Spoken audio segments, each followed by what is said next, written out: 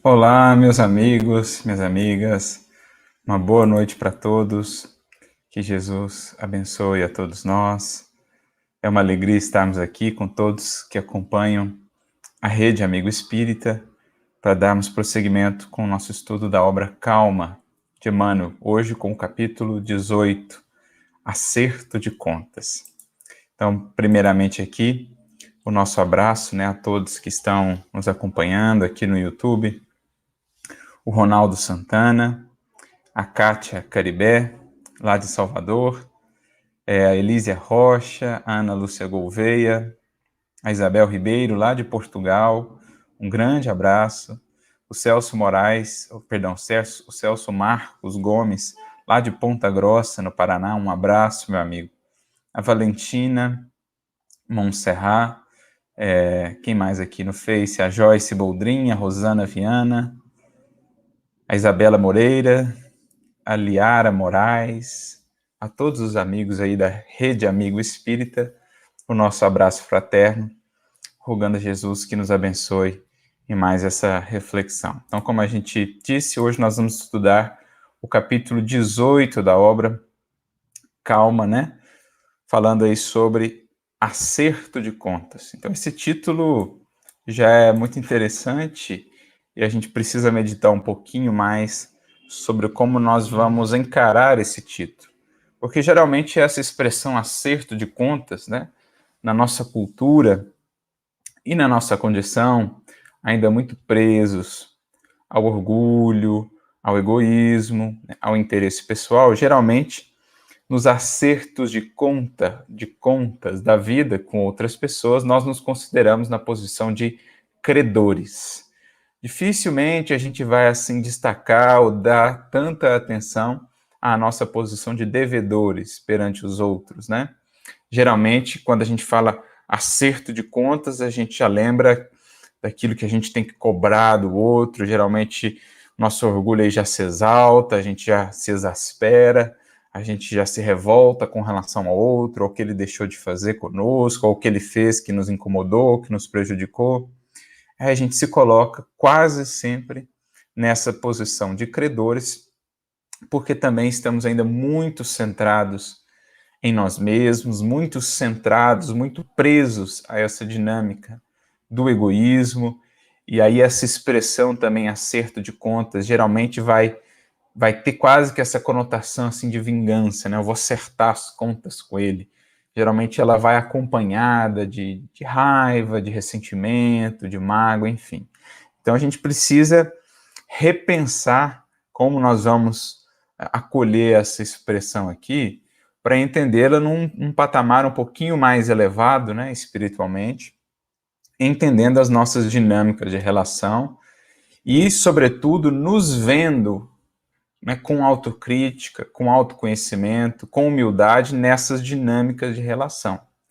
Não olhando apenas para as fragilidades, para os equívocos dos outros que porventura nos tenham prejudicado, mas também, vendo, olhando sempre as nossas limitações, as nossas imperfeições, as nossas dívidas para com os outros, os prejuízos que nós temos causado a outrem, muitas vezes, em nossas imperfeições, para que assim a nossa própria postura para com aqueles com quem julgamos ter de acertar contas, com aqueles que julgamos nos devem, a nossa postura, o nosso olhar para com eles vai ser certamente muito diferente.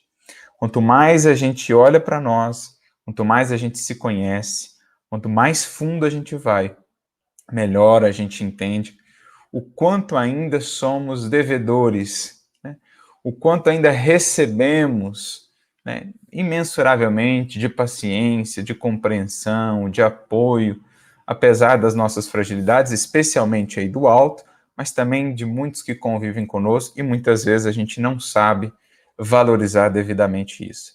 Então é preciso esse olhar autoconsciente quando a gente vai tratar esse assunto do acerto de contas.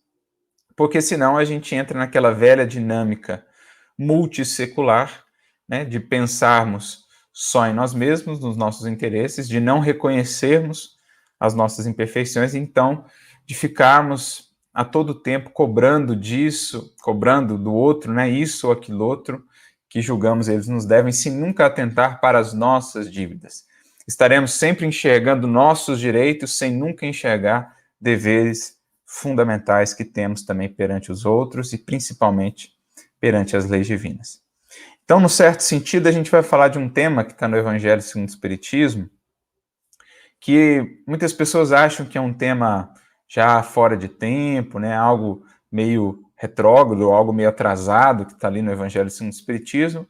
Claro que, num certo sentido, aquele tema, né, como ele era visto no tempo de Kardec, ele não ocorre tanto assim mais, mas ele é um tema ainda muito em voga, muito atual, com outras feições. Estamos falando do chamado duelo, né, aquela parte do Evangelho segundo o Espiritismo, lá no capítulo 12, que é o capítulo sobre o amai os vossos inimigos, e temos ali uma série de considerações sobre os chamados duelos, né, que à época de Kardec ainda ocorriam, né, duelos mesmo públicos, em que um indivíduo muitas vezes matava o outro, enfim, se propunha a esse tipo de duelo, que era mais comum ainda, né, na antiguidade, e que foi desaparecendo com o tempo, foi reduzindo-se, pelo menos nos moldes em que se era feito. Mas, como nós dizíamos, os duelos ainda existem. Talvez não mais na praça pública, lá, né, o horário marcado, os indivíduos se encontram para ali decidirem algumas questões de honra com a vida ou com a morte, mas nós seguimos ainda duelando uns com os outros pelos pensamentos, pelas ideias, pelas posturas ferinas, agressivas, pelas cobranças, enfim, nós ainda seguimos nessa dinâmica de duelo, de acerto de contas, de lavar as nossas honras, e etc., porque ainda estamos muito centrados nessa postura do egoísmo, do orgulho, da vaidade. E aí a gente entra ainda nessa dinâmica do duelo. Não mais lá, né, como naqueles moldes do Velho Oeste, aqueles filmes que se vê, ou como se vê na antiguidade da humanidade, mas ainda temos esses duelos, e muitas vezes duelos que ferem ou prejudicam, né, os indivíduos, tanto quanto aqueles que tiravam as vidas, né, desses indivíduos, porque a depender do duelo que se trava, por exemplo, num seio familiar, a depender das palavras que são proferidas, são palavras que realmente matam no outro a esperança, o ânimo, a estima, a dignidade, enfim, né? Muitas vezes a gente fere realmente o outro, rouba do outro a paz, a esperança, nesses processos de duelo em que ainda temos. Então, o não matarás, lá do Antigo Testamento, né, a proposta dos 10 mandamentos, não é um não matarás apenas do ponto de vista corporal, não matar o corpo do indivíduo. A gente vai avançando no entendimento, a moral vai se depurando e vamos percebendo que é um não matarás também por palavras, não matarás no outro a esperança, não matarás no outro a alegria, né? Nós somos convidados a alimentar no outro vida, para que ele possa se reerguer, para que ele possa avançar, progredir, mesmo que tenha se equivocado, nós, enquanto irmãos, deveremos, e cada vez mais assim nos veremos, como aqueles a estendermos as mãos para alimentar no outro vida, renovação, recomeço, progresso. Então, embora não tenhamos aqueles duelos naqueles moldes que são lá meio que descritos, né, por Kardec, nós ainda temos, sim, muitos duelos nesses acertos de contas que nós fazemos com os outros, que alimentam segregações, que alimentam exclusões, que alimentam divisões, que alimentam mágoas, ressentimentos, ódios, enfim, e a gente precisa aprender a sanar, ajustar essa questão, né? Como a Vera Lúcia põe aqui pra gente no YouTube, né? Justamente os duelos com palavras, com olhares, às vezes no próprio seio ou núcleo familiar, a gente precisa aprender a lidar com mais harmonia nessa questão, né? E é sobre isso que a gente vai falar então. Emmanuel começa a primeira frase dizendo assim: o companheiro terá tido estranho comportamento, agredindo-te ou prejudicando. Então, né, alguém fez teve alguma atitude, fez alguma coisa que te prejudicou, que te feriu de alguma maneira. Esse é o ponto de partida aqui da reflexão. Você passa agora, então, a se considerar credor dele. você passa a considerar que ele te deve alguma coisa, você passa, né, a querer cobrar, e etc, etc. E muitas vezes em moldes explosivos, impulsivos, que muito longe de ajudarem a encontrar uma saída, né, para a solução, uma saída para a questão que seja de aprendizado, que seja de crescimento espiritual, pelo contrário. Muitas vezes a gente responde a esse tipo de procedimento com uma atitude impulsiva, impensada, que apenas complica ainda mais a questão, cria ainda mais angústia, cria ainda mais dores, cria ainda mais complicações. Então, partindo desse gatilho inicial, né, o procedimento do outro equivocado, que me feriu ou prejudicou de alguma maneira, ou que eu achei, né, que me prejudicou, porque às vezes a minha leitura do procedimento do outro é uma tal que não corresponde propriamente ao que o outro fez ou ao que o outro intentava. Eu deturpo, às vezes, a atitude do outro, as palavras do outro, considerando-as prejudiciais a mim, quando não foi essa a intenção. Então, há que se pensar também. Por vezes, de fato, o indivíduo nos prejudicou, teve uma atitude equivocada, por vezes eu interpreto como algo que prejudica, mas não.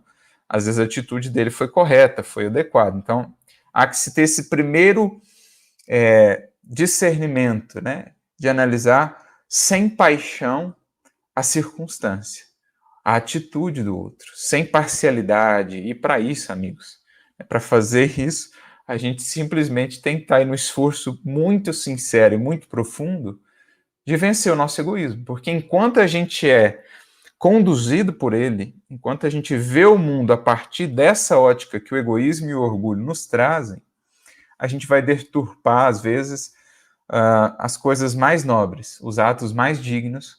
A gente vai ter um olhar deturpado, porque muitas vezes, né, vão ferir interesses nossos, vão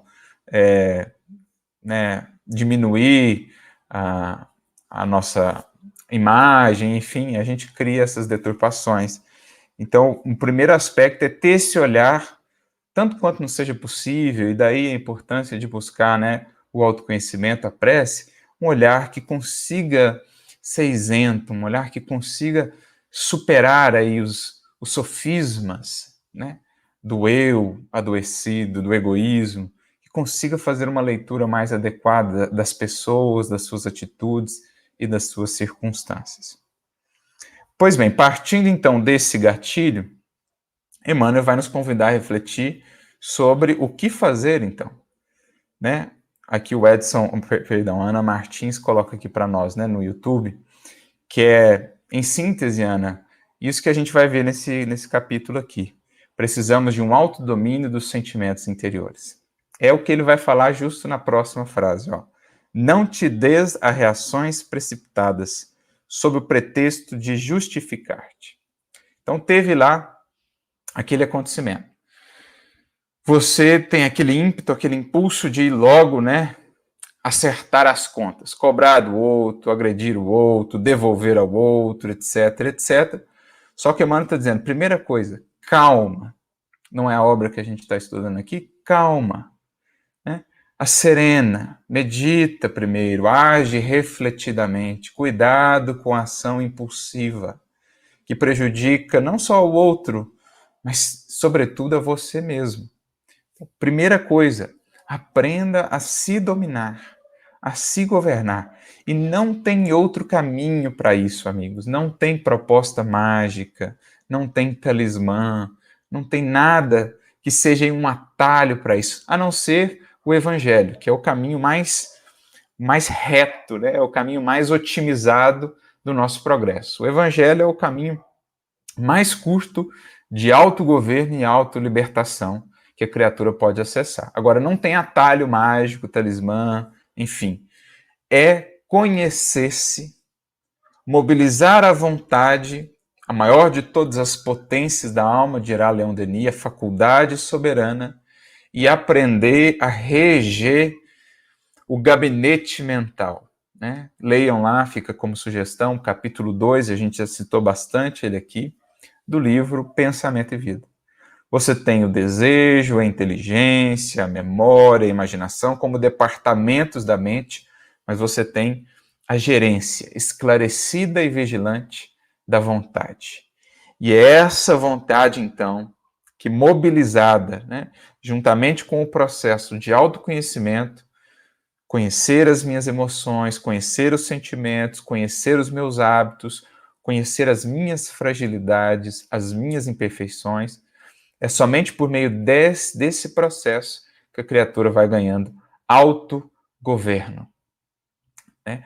Capacidade de governar-se, porque só se governa, só se controla de fato aquilo que se conhece a fundo, né? Se a gente pensar num artesão, né, um artífice, ele só domina de fato aquela arte porque ele conhece a fundo os instrumentos, as técnicas, todo o processo. Assim também, né, cada um de nós, a gente só domina o nosso destino, a construção do nosso destino, se a gente conhece a fundo o nosso eu, as nossas tendências, o que somos, o que fizemos de nós até aqui. E aí, mobilizando a vontade, a gente vai canalizando essas energias e vai aprendendo a se conter, que é bem diferente de reprimir, de recalcar, não é essa a ideia, é aprender realmente a identificar essas forças, essas paixões, essas energias da alma e aprender a dar a devida orientação a essas forças, né? Aquela mesma força que eu poderia usar no revide, na agressividade, no grito, eu posso usar ela para um trabalho, uma atividade, para uma realização, eu posso utilizar ela, né, para construir ao invés de utilizá-la para destruir. Isso é uma escolha que a criatura faz. A gente faz isso com a natureza, as forças da natureza. Podemos usá-las para construir ou para destruir. E o que dá? O que está na base disso? Aí é a vontade humana, né? O livre-arbítrio humano. Assim também internamente. As forças da alma poderão estar sob a nossa tutela. Então é isso que ele está dizendo. Não te des a reações precipitadas. Agora, tem um aspecto importante. Isso não é algo que você vai conseguir, né, de uma hora para outra, num instante lá da prova, num instante que ocorreu esse acontecimento que te deixou ali, né, impactado, que te deixou ali com raiva, deixou ressentido. Não é ali de uma hora para outra que você vai desenvolver esse autogoverno. Não, preciso me autogovernar, preciso me autogovernar. Não é assim, é construção. Então você vai dia a dia investindo no estudo, no conhecimento de si mesmo, vai ganhando essa autonomia interior, vai fazendo com que a sua vida interior, né, abunde, se desenvolva, transborde, e você passa cada vez mais a ser senhor das circunstâncias. A tal ponto que quando ocorrerem, então, esses acontecimentos imprevistos, você tem já mais governo de si mesmo. Então é algo que é preciso ir construindo paulatinamente para ser utilizado mais propriamente nos momentos mais necessários, né, nos momentos imprevistos. É o que a Kátia Caribeck diz para nós, né? Muitas vezes temos uma reação impulsiva por forte emoção e nos arrependemos. Muitas vezes, né, amigo? A gente acaba tendo essa reação em que a gente sai desse caminho da razão, da ação consciente, da ação meditada, age por pura emoção e complica as nossas realizações, complica ali as circunstâncias que a gente está vivendo, cria, às vezes, né, consequências muito dolorosas para nós, para os outros, que vão demandar muito tempo de reajuste. Então, quando vai definir vontade lá no livro Pensamento e Vida, Emmanuel vai falar disso, que essa auréola esclarecida, né, da razão, esse resultado aí de uma razão bem utilizada, de uma razão que de fato conduz o indivíduo nas suas realizações. Então, não te des a reações precipitadas.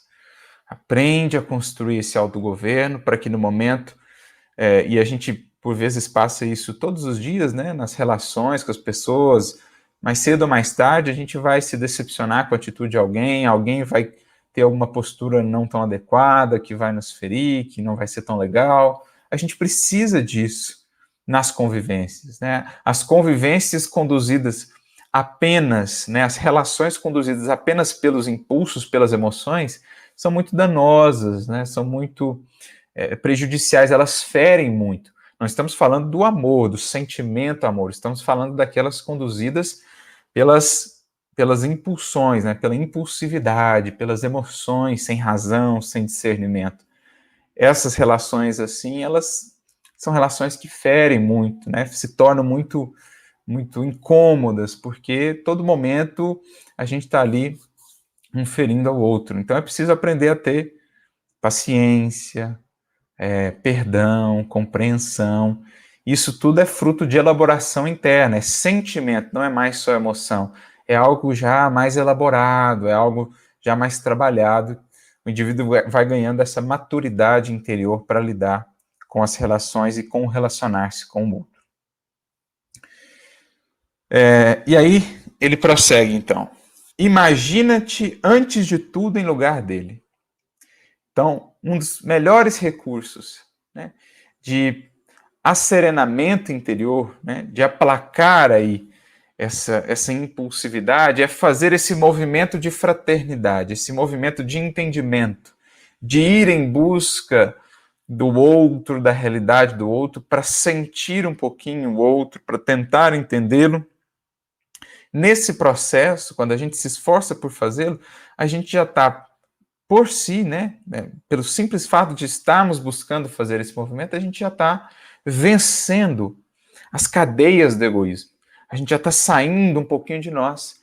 E com isso saindo também daquela visão muito autocentrada que deturpa a atitude do outro, que não enxerga ali outras variáveis, que não tenta entender o que está por trás das atitudes do outro, as limitações, as imperfeições. Então, quando eu faço esse movimento de ir em busca do outro, de tentar me colocar ali no seu lugar, né, de sentir um pouquinho a sua realidade, eu começo a ver outras variáveis, eu começo a perceber, né, entender que ele pode estar passando por muitas dores, que ele pode estar sofrido, ele pode estar com alguma dificuldade, que ele pode estar, enfim, por meio daquela atitude que me prejudicou, ele pode estar extravasando algo que ele não está conseguindo lidar, ele pode estar, enfim, expressando ali angústias existenciais, ele pode estar ali, né, sendo vencido pelas tentações, as suas últimas resistências podem estar minando, uma série de fatores, processo obsessivo, uma dificuldade familiar, um revés, uma enfermidade.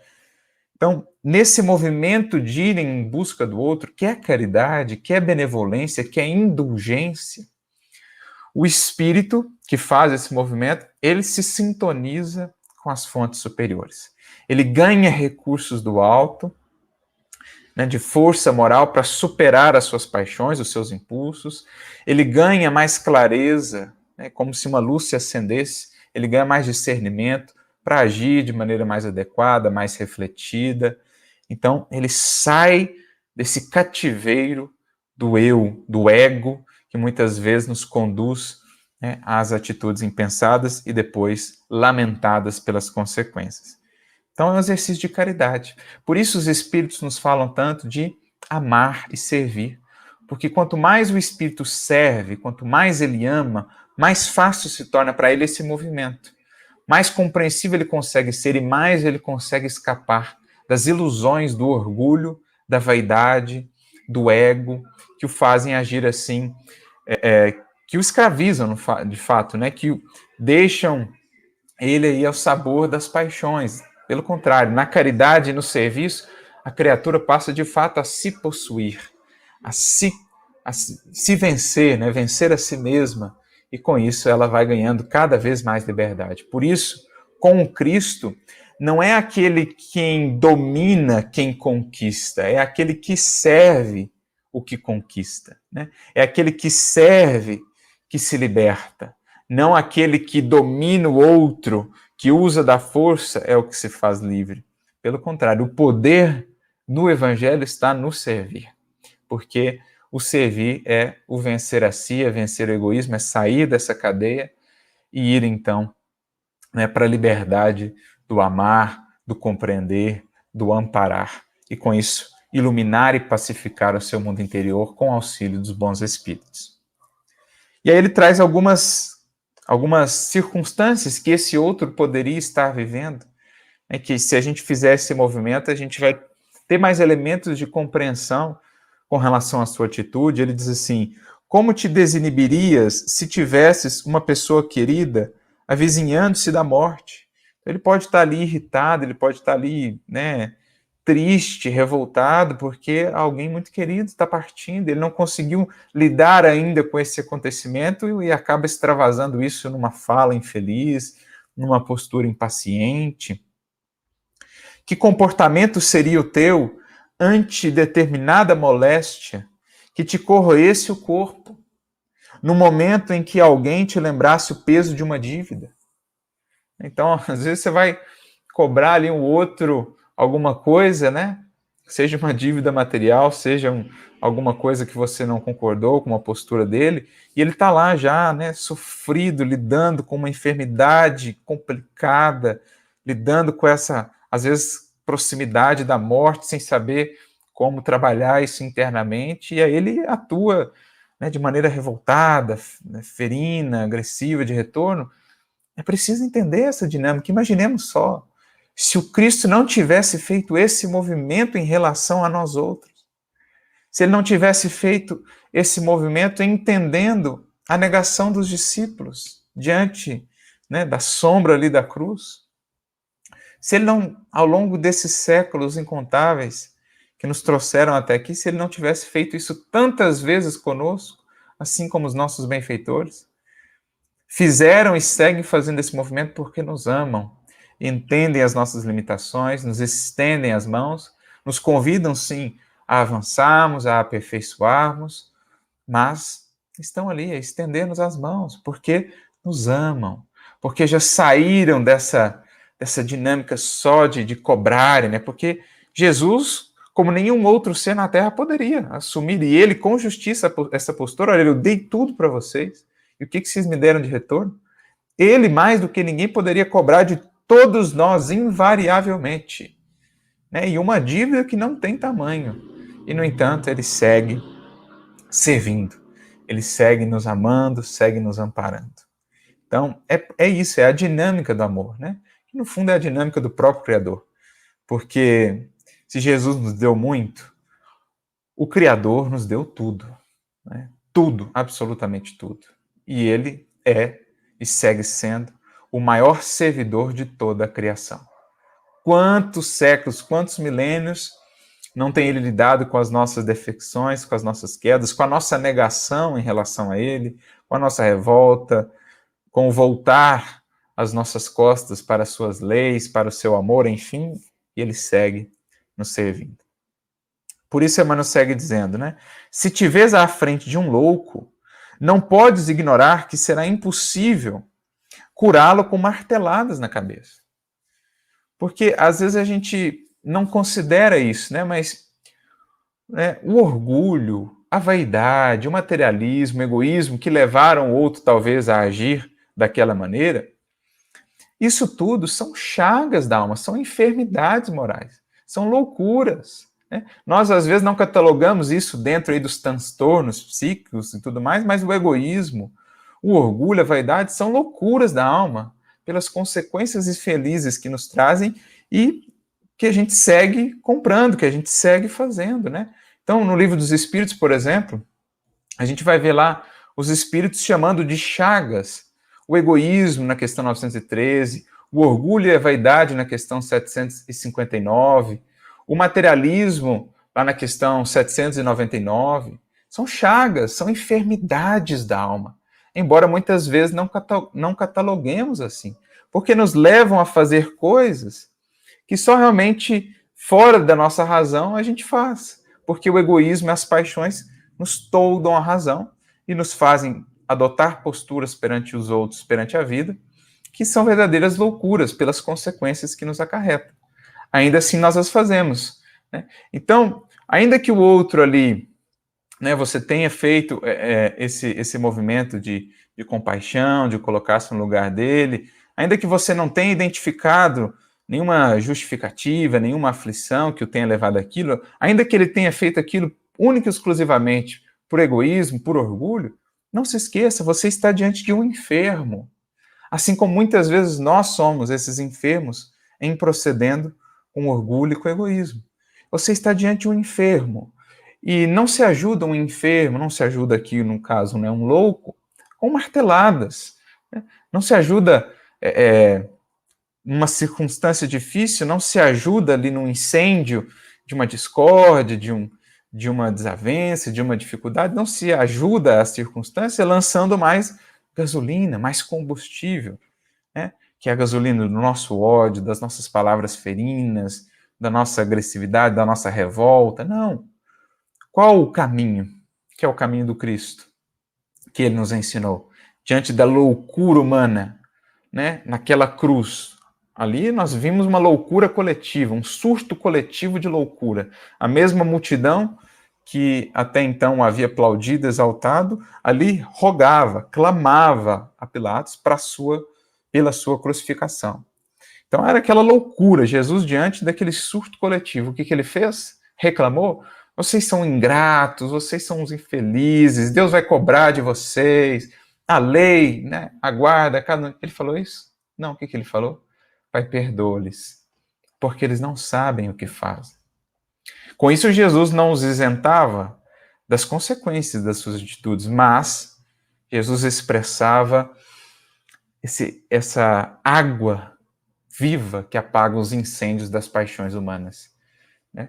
Jesus, em lançando aquela dádiva do perdão em meio àquele surto coletivo, apresentava esse caminho libertador para aquele que quer seguir com ele. Então, diante das loucuras humanas, traduzidas aí nas expressões do egoísmo, do orgulho, das vaidades, saibamos recorrer à sabedoria divina. Compreensão, silêncio, perdão, oração, mais amor, mais serviço. Esse é o caminho. Né? É o que o Cristo nos apresentou. Então a gente não pode esquecer isso, né? Que é uma espécie de loucura. A criatura que está presa completamente no interesse pessoal, agindo por puro egoísmo, ela está enferma, ela está louca num certo sentido, porque ela não imagina as dores que cria para si, a sua razão foi toldada. Inclusive, no Livro dos Espíritos, na questão 759, em que eles tratam do duelo, a gente mencionou aqui já o duelo, né? Nessa questão 759, Kardec pergunta o que pensar desse chamado ponto de honra, né, que leva aos duelos humanos. Não, vou lavar minha honra, muitas vezes com sangue, né, entre os nossos antepassados aí, eu vou acertar as contas com ele, vou lavar ali minha honra. O que os espíritos respondem? Orgulho e vaidade, dupla chaga humana. É loucura, né? Essa honra aí que a gente quer lavar, que a gente quer acertar, ainda está nessa dinâmica de loucura que nos prende, que nos escraviza a tantas aflições muito seculares. Agora, aquilo que parece loucura ao mundo, que é o perdão, é a verdadeira sabedoria divina. Por isso, Paulo vai dizer, né, na sua primeira carta aos Coríntios, que aquilo que é loucura para os homens é muitas vezes a sabedoria de Deus. E aquilo que é loucura para Deus é o que os homens tomam por sabedoria. Quantas vezes aquilo que é o que a gente está mais acostumado a fazer não é uma verdadeira loucura perante as leis divinas, enquanto que aquilo que a gente toma por loucura é a verdadeira sabedoria. Então, muitos olharam para o Cristo e o julgaram louco, né? Porque ele que havia curado a tantos, amparado a tantos, que havia demonstrado tantos poderes, né? Na hora que ele foi impelido a usar esses poderes para si, não usou. Usou apenas o do perdão. Então, né, essa que é a ideia. Se te vês à frente de um louco, não podes ignorar que será impossível curá-lo com marteladas na cabeça. Então, se você já sente no seu coração o chamado ao Evangelho, se você já anseia seguir com Cristo, diante daquele que te fere com as suas expressões de orgulho, de vaidade, de egoísmo, você vai se ver diante de um enfermo. Então, não chamado a condená-lo, a atacá-lo, mas chamado de alguma maneira a ampará-lo, né? Dando ali as mostras do amor, do perdão, da compreensão. Isso é o caminho cristão que é o caminho de fato libertador. Diante de um prejuízo material, mesmo de grandes proporções, se podes sustentar-te sem que o devedor consiga solvê-lo, mais vale esperar que provocar um rompimento de consequências imprevisíveis. Então, para muitos, vai parecer loucura. Mas, né, às vezes o indivíduo está lá, vai cobrar uma dívida, o outro ainda não tem os recursos, ele age impensadamente, cria uma série de complicações, às vezes até, né, a loucura aí, né, assassina o outro, enfim, faz alguma coisa, cria esse rompimento de consequências imprevisíveis em que ele passa agora perante a lei a ser também um devedor, e às vezes ainda mais grave porque tinha mais meios, né, de lidar, tinha mais conhecimentos talvez, ao passo que aquele que, sofrendo aí às vezes uma injustiça, né, tendo aí espoliados os seus bens e tudo mais, mas mantendo-se fiel à consciência e nunca usando dos recursos ou dos meios da violência, da agressividade, agindo sempre dentro da lei, não só da lei dos homens, mas sobretudo da lei divina e da consciência, se ele vai suportando essa injustiça, ainda que com pesados sacrifícios e fardos, mas não se deixa arrastar pelos caminhos da violência, pelas medidas aí que se afastam da lei, se ele segue nesse caminho, ele vai se fazendo livre. Ele vai mantendo-se livre, ainda que as dificuldades materiais, as dificuldades aqui no mundo aumentem. Mas para ele mais vale o tesouro da consciência tranquila, né, do dever aí bem cumprido, da compreensão, da misericórdia, do que burlar isso, passar por cima disso para reaver tesouros materiais que no fundo não lhe pertencem, mas cedo ou mais tarde ele será compelido a deixá-los. Então, veja o que ele diz, diante de um prejuízo material, se o outro ainda não tem recursos, se o outro está fugindo aos compromissos que lhe cabem, vai fazendo a tua parte, aguarda com serenidade, não faz nada impensado, não passa por cima da consciência, não recorre aos elementos da violência e tal, age dentro da lei humana, mas sobretudo dentro da lei divina, que é maior, que é mais profunda, que é mais abrangente que a lei humana,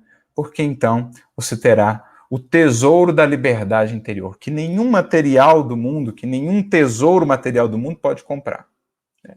Ainda que fosse a fortuna maior, a mais imensa fortuna, ela não vale, ela não é nada diante da consciência tranquila, né, de ter feito aí o melhor ao seu alcance, de ter seguido os caminhos do amor, os caminhos do perdão, os caminhos da misericórdia. Pensa nas ocasiões em que corações amigos te haverão desculpado as próprias faltas. Que é o que a gente falava lá no início, né, amigos? Aquele olhar para nós. Geralmente, nesses acertos de contas, nós quase sempre, pelo egoísmo, nos vemos como credores dos outros, raras vezes como devedores. Mas basta um simples olhar mais profundo de autoconhecimento para a gente ver o quanto a gente ainda recebe dos outros de paciência, de carinho, de compreensão, dos que estão aqui conosco encarnados, sem contar, né, aí sim, os nossos benfeitores espirituais, que por vezes nos acompanham há séculos,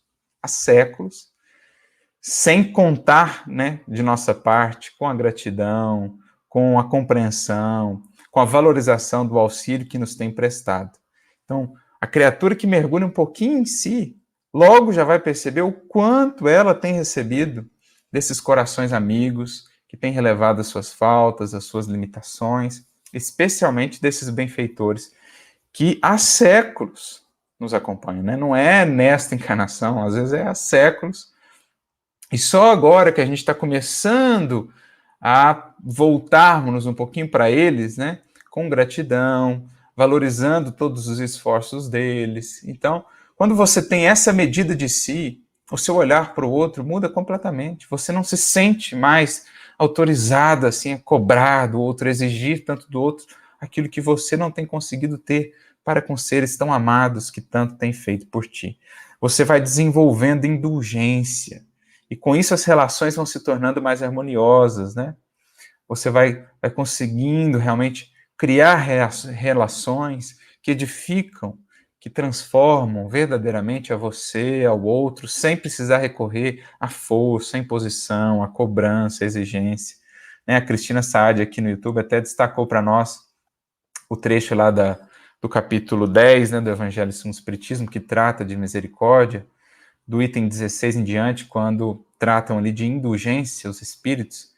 E aí José, o espírito protetor, diz, né, sede indulgentes, porque a indulgência atrai, acalma, olha, a indulgência acalma, ela não nos faz agir no impulso, reergue, ao passo que o rigor desencoraja, afasta, irrita.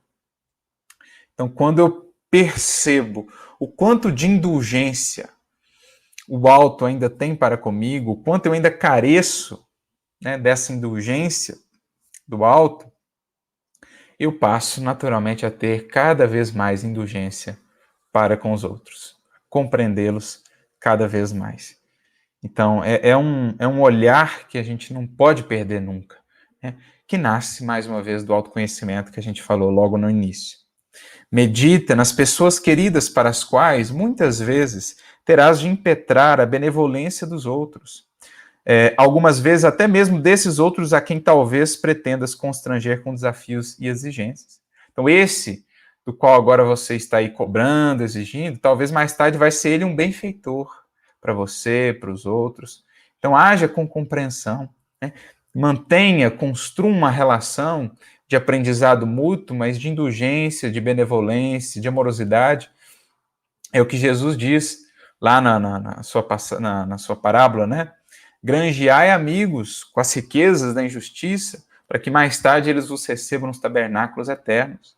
Nós, com as nossas imperfeições, com as nossas limitações, aqui, saibamos construir amigos, construir amizades, porque não sabemos, mais tarde, muitas vezes serão esses que hoje estamos aí a cobrar, a exigir, a ferir, que serão tremendos benfeitores mais adiante. Então, o capital verdadeiro, mais valioso que nos cabe amealhar é o capital das amizades, porque quem tem amigos é rico, quem tem amigos tem apoio, tem amparo, e só se constrói amizade fazendo-se amigo também, né? Servindo, compreendendo, sendo indulgente. A indulgência que demos, será que receberemos mais tarde, né? Para nós ou para seres que nos são queridos, assim o amor, assim a bondade. Então meditemos nisso, né? Semeemos algo que será duradouro, algo que será benéfico, né, para todos os envolvidos. E então ele conclui: em qualquer acerto de contas, medita na extensão das nossas dívidas para com Deus e a serena-te, na certeza de que, acima de todos os conflitos, a paciência vale mais.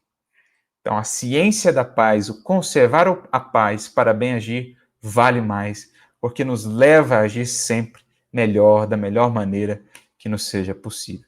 Então, diante de qualquer acerto de contas, ele diz, medita na extensão das nossas dívidas para com Deus. Tem uma parábola, está em Mateus 18, que vai tratar justamente disso. Parábola do credor incompassivo. Só relembrando rapidamente, tinha lá um indivíduo, né, tinha um rei, tinha um dos seus súditos que lhe devia 10.000 talentos. É um valor astronômico, é um valor impensado. E Jesus constrói a parábola assim justamente para mostrar, era uma dívida impagável. E aí, né, ele clama por misericórdia e o Senhor perdoa ele, perdoa aquela dívida, permite que ele vá. Em saindo ali, ele encontra um irmão seu que lhe devia 100 dinheiros, 100 denários, infinitamente menor do que a dívida que ele tinha para com o Senhor. E ele, para com aquele indivíduo, é duro, intransigente, cobra, não tem misericórdia, não tem compaixão. O que acontece? Né? As pessoas avisam o rei que ele foi assim tão intransigente, o rei o chama e ele então é lançado aí à prisão. Né? É uma parábola, naturalmente, que trata dessa nossa relação com Deus e com o outro. Nós que temos uma dívida impagável com o Criador, que nos deu tudo, a começar pela vida, que é dádiva divina, que nos foi dada e jamais perderemos. Diante dele, nós rogamos compaixão, misericórdia, porque nos reconhecemos ainda tão pequenos, tão necessitados do seu amparo. Mas, né, de maneira paradoxal, diante dos outros, nos consideramos assim tão superiores a ponto de nos colocarmos com tanta intransigência, né, em relação aos nossos irmãos, que nos devem muito, muito, muito menos do que aquilo que nós devemos perante Deus, perante a lei divina. Então é o que nós falávamos logo ao início. Se a criatura tem esse processo de autoconhecimento, de busca do divino, ela sempre tem, né, gravada nela essa realidade da sua pequenez, das suas imperfeições, do quanto ela precisa de compaixão e de misericórdia. E aí, na relação com o outro, ela vai conseguir manter essa misericórdia, essa compaixão. Agora, se na relação com o outro eu me esqueço disso, eu me esqueço de olhar para Deus, eu me esqueço de me olhar perante Deus, eu me julgo então grande demais. Porque a criatura, né, enganada pelo seu orgulho, se crê assim muito superior, porque ela se cega para a sua pequenez diante de Deus. É como se a gente estabelecesse um véu entre nós e Deus, aí a gente esquece a nossa pequenez, a gente esquece as nossas dívidas, e aí nos consideramos grandes, superiores demais para sermos assim tão intransigentes com os nossos irmãos.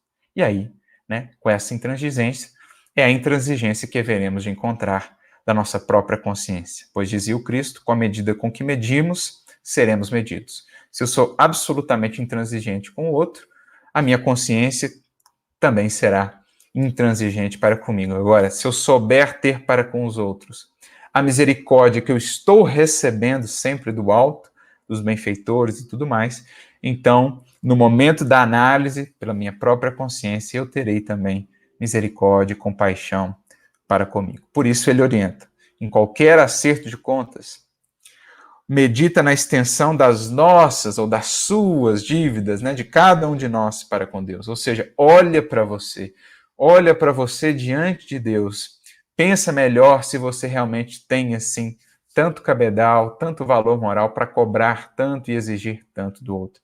Certamente, se olharmos para Deus, veremos que bem poucas justificativas, bem pouca grandeza nós temos para nos colocarmos assim nessa posição tão intransigente. Então, olhar para nós, nos conhecermos, porque eis aí o caminho da verdadeira libertação desse círculo vicioso, do egoísmo, dessa falsa noção aí de honra, de exigências, né, de cobranças em relação ao outro, que nos mantém ainda nessa dinâmica de tantas aflições e de relações tão conflituosas.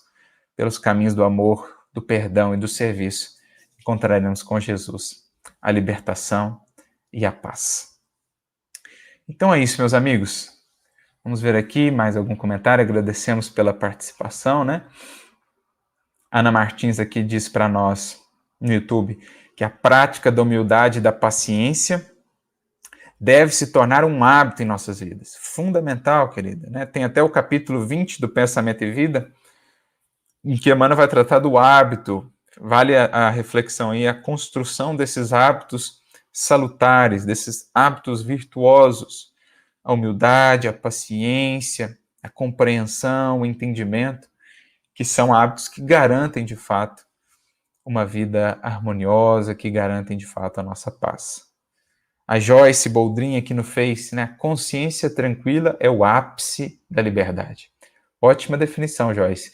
Ela é o mais valioso patrimônio que a criatura pode ter, né? Patrimônio de liberdade, patrimônio de riqueza interior, é justamente essa consciência tranquila em harmonia com a lei divina.